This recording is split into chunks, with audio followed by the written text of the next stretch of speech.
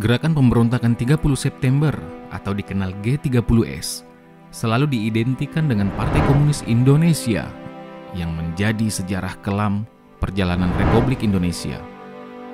Berikut adalah beberapa pemberontakan PKI dari awal terbentuknya hingga ia dibubarkan.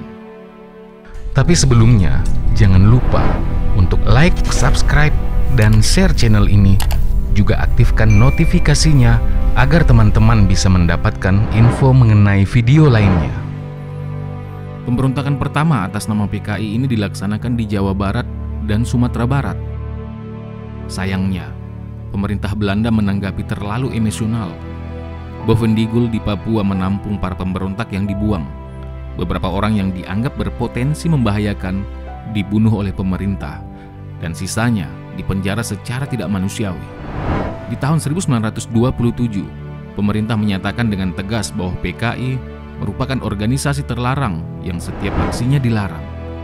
Karena peraturan itulah, para kader PKI malah menyiapkan rencana pemberontakan. Pada 3 Agustus 1948, Musso kembali ke Indonesia setelah menetap di Moskow, Uni Soviet sejak 1926. Kedatangan Musso ke Indonesia adalah membawa amanat Moskow sejak berangkat ke Uni Soviet. Atas instruksi Moskow, ia mendirikan PKI Muda. Musso dikenal sebagai orang yang bersifat otoriter dan tidak sabar. Bagi Moskow, justru sifat itulah yang diutamakan.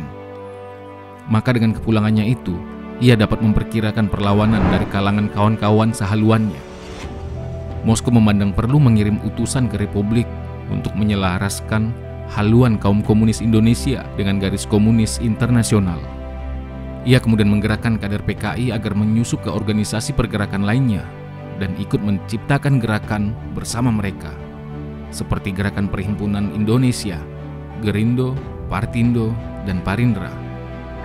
Di tahun 1948, saat perjanjian Renville menghasilkan kesepakatan yang sangat merugikan wilayah Indonesia karena semakin dipersempit, kekecewaan ini menurunkan Amir Sarifuddin dari jabatannya di kabinet dan harus rela digantikan oleh kabinet Hatta.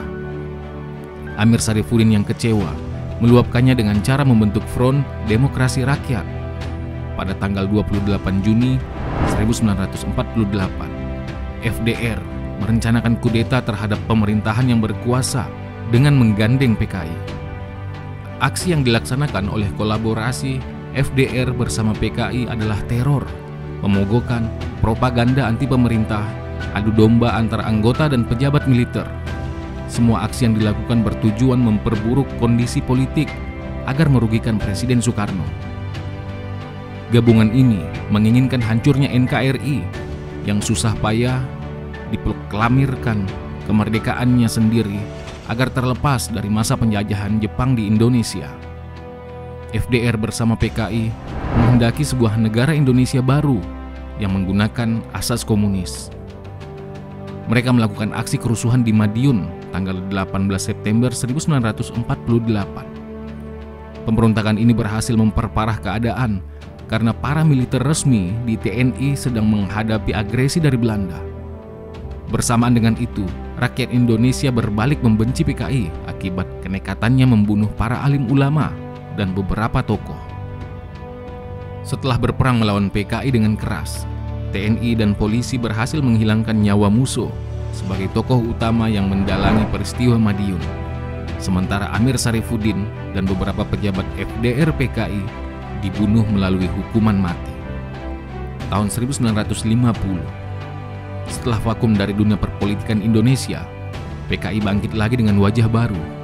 Mereka hadir lewat surat kabar Harian Rakyat dan Bintang Merah.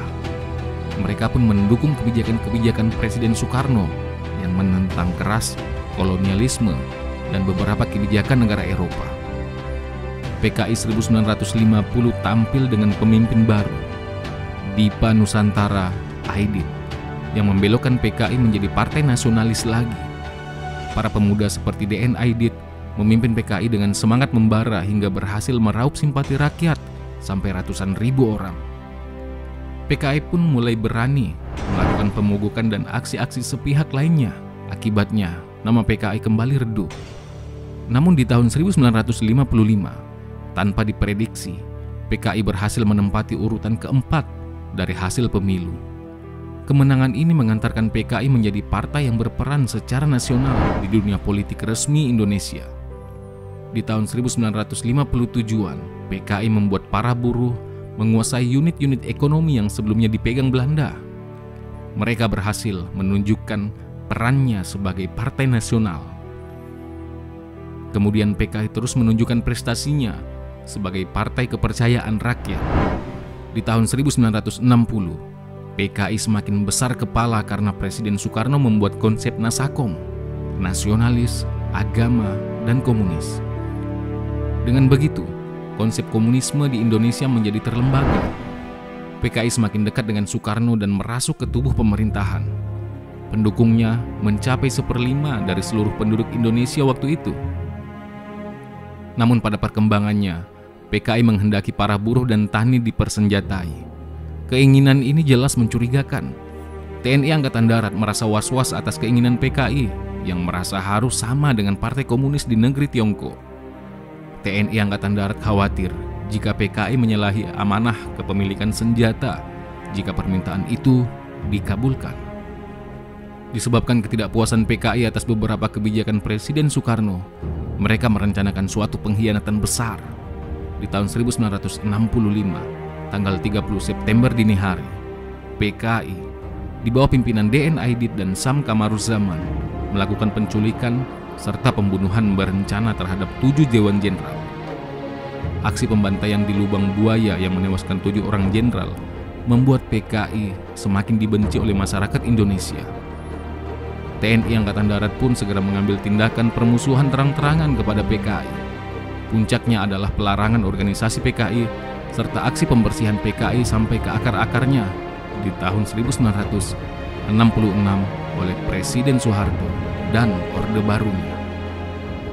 Dengan demikian, berakhirlah riwayat PKI di Indonesia, karena siapapun yang tertuduh PKI akan dihukum tanpa mesti diadili sebelumnya. Sampai di sini catatan kaki kita kali ini. Jangan lupa di-subscribe ya teman-teman, agar semakin banyak video-video yang akan kita produksi. Dalam kolom komentar kalian bisa memberikan masukan tentang video ini, atau memberikan masukan tentang tema video kita selanjutnya. Nah, silakan di-share sebanyak-banyaknya, karena berbagi itu indah.